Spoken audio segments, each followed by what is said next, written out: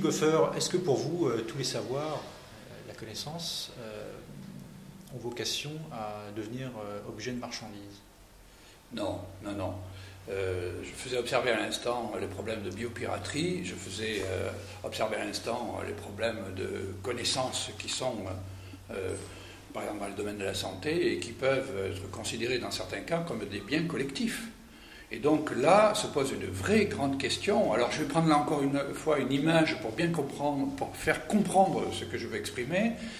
Il existe en France une agence dite du littoral, qui est bien connue, je crois, des Français, et qui a pour vocation d'acheter des biens privés pour les mettre dans le domaine public pour empêcher une dégradation soit des côtes, soit de certains terrains qu'on veut protéger pour des raisons écologiques ou environnementales.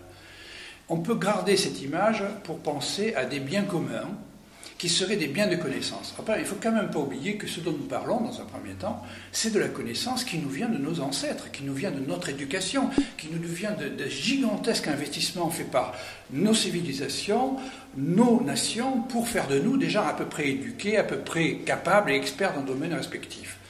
Il faut qu'il y ait une limite, si vous voulez, au risque de voir des sociétés ou des groupes privés s'emparer de la totalité de ces connaissances. Il faut que les prêts publics restent des prêts publics. Il faut que des restes.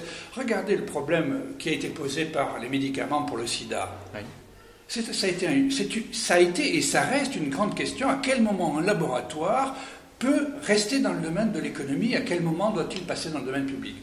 Je pense qu'aujourd'hui, nous manquons d'arbitrage et d'arbitres internationaux pour gérer cela, à l'image de ce que fait l'UNESCO ou l'ONU. Je crois que ce problème est un problème politique majeur qui sera et qui devrait être réglé dans les années à venir.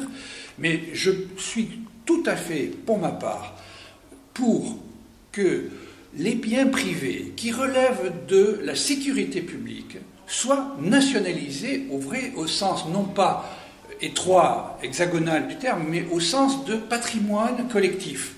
Et que l'on rétribue les entreprises privées qui ont financé les recherches ou autres, pour qu'il n'y ait pas, comment dirais-je, une pénalité économique. Je pense que, pour donner un exemple qui fera peut-être scandale, mais pour moi qu'un jour la société de Microsoft se voit obligée de faire rentrer dans les biens publics, dans les biens collectifs, une partie des savoirs qui font aujourd'hui en quelque sorte fonctionner les systèmes économiques majeurs dans le monde entier, cela ne me dérangerait pas. Il ne s'agit pas de leur voler, il s'agit de leur acheter. Après tout, ils ont investi, ils ont fait de la marge.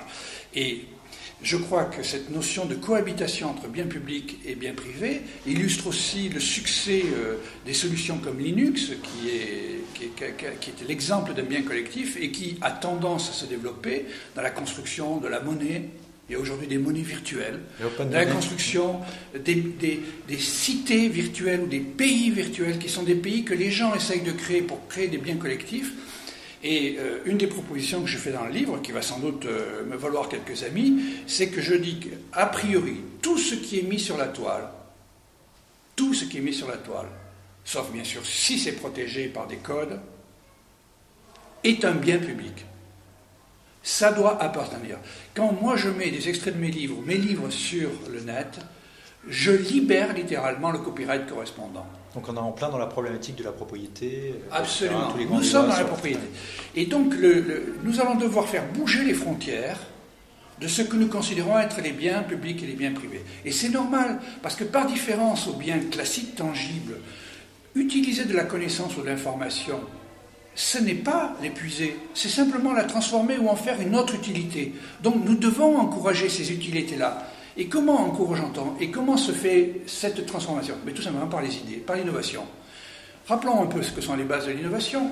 Moi, quand je dépose un brevet, on me dit, Denis, tu démontres en quoi ton invention est mieux ou meilleure que ce qu'ont fait tes prédécesseurs. Non, je dis, voilà, en l'état, voilà ce qu'on fait, et voilà en quoi la mienne est meilleure. Et c'est cette différence de valeur ajoutée qui fait que j'ai été vraiment inventif.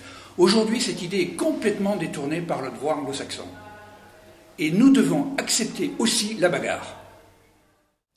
Alors, Denis Tighofer, vous consacrez une partie ou un chapitre, je crois que c'est un chapitre dans l'ouvrage, à l'exportation des idées. Est-ce que vous pourriez nous en parler? Quelles sont les conditions de succès de cette exportation? Est-ce que nous sommes bien préparés à ça, par exemple? Il y a une chose d'abord qu'il faut avoir à l'esprit, c'est que les gens savants, si on reste dans le cadre de ce qu'on appelle l'économie des connaissances, les gens savants ne sont pas forcément des gens qui ont des idées.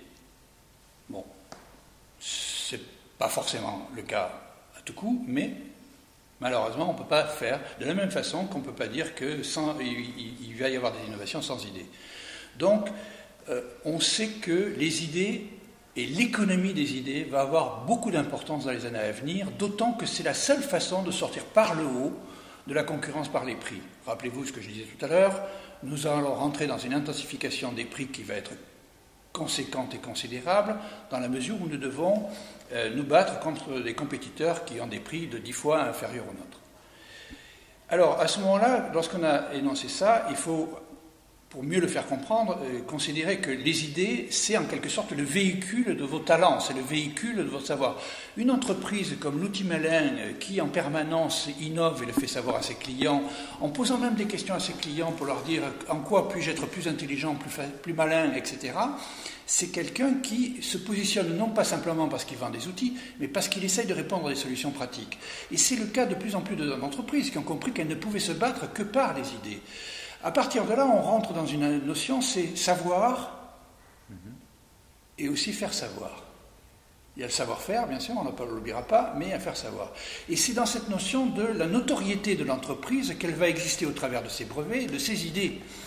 Et lorsque nous constatons ce qu'est la transformation du monde, on s'aperçoit que des villes sortent du lot, des pays sortent du lot parce qu'ils disent « nous avons des idées ». À un moment donné, les Français faisaient le slogan « on n'a pas de pétrole, mais on a des idées ».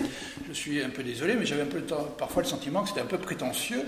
On a des idées, mais derrière, je le disais tout à l'heure, il faut aussi les valoriser. Donc il faut aussi le faire savoir.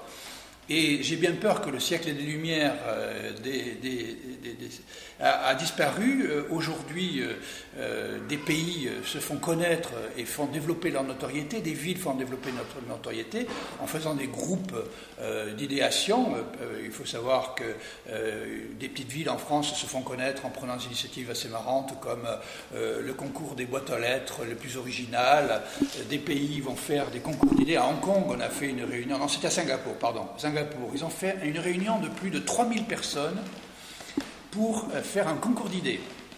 Il faut savoir que le président de la République allemande, dont on parle, l'Allemagne dont on parle pour dire c'est un pays qui se redresse, c'est un pays qui a été pulsé par un message du président de la République allemande qui disait « l'Allemagne doit redevenir un pays des idées ».